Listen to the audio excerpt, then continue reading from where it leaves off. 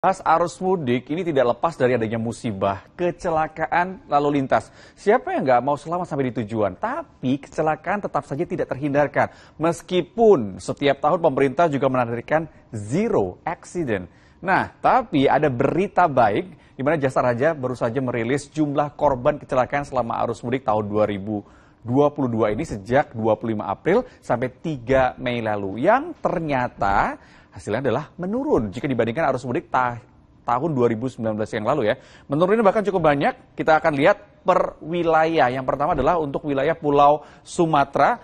Pulau Sumatera ini jumlah korban kecelakaannya pada arus mudik tahun ini paling banyak ada di Sumatera Selatan. Jumlahnya ada 19 korban meninggal dunia dan 41 korban luka-luka. Kita bergeser ke Pulau Jawa, ini merupakan daerah yang paling padat dan paling tinggi mobilitas warga yang melakukan mudik. Tak heran jika jumlah korban kecelakaannya juga paling tinggi. Tertinggi ternyata ada di Provinsi Jawa Barat, di mana ada 57 orang meninggal dunia, sementara itu ada 247 orang yang terluka. Kedua terbanyak di Provinsi Jawa Tengah, di mana ada 52 orang yang meninggal dunia, sementara 533 terluka. Sekali lagi saudara, ini adalah angka korban kecelakaan dan bukan jumlah insiden kecelakaannya. Berikutnya, kami ajak Anda menuju ke Kalimantan. Di Kalimantan ini terbanyak kecelakaan terjadi di Provinsi Kalimantan Timur dengan jumlah meninggal dunia 13 orang, sementara 21 orang mengalami luka-luka.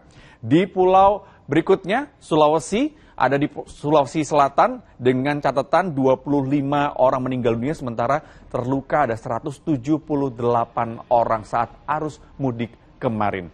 Kemudian kita lanjutkan untuk wilayah Nusa Tenggara Barat. Ini tercatat ada 10 orang yang meninggal dunia dengan luka-luka 27 orang.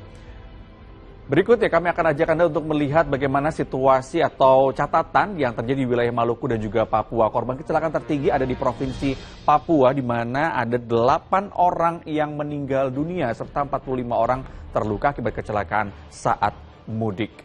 Melihat angka-angka tadi mungkin terlihat banyak sekali korban kecelakaan saat arus mudik tahun ini. Tapi ternyata angka-angka tadi menunjukkan penurunan yang signifikan jika dibandingkan arus mudik terakhir pada tahun 2019. Kita ingat 2 tahun terakhir di pemerintah ini melarang mudik ya saat lebaran. Dibandingkan tahun 2019, ini korban meninggal dunia dalam kecelakaan arus mudik tahun ini menurun mencapai 46%. Begitu juga dengan korban luka-luka yang menunjukkan penurunan hingga 22% hingga jika dibandingkan tahun 2019 lalu.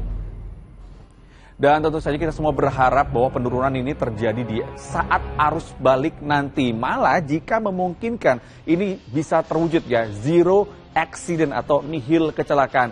Jadi tetaplah waspada dan berhati-hati di jalan.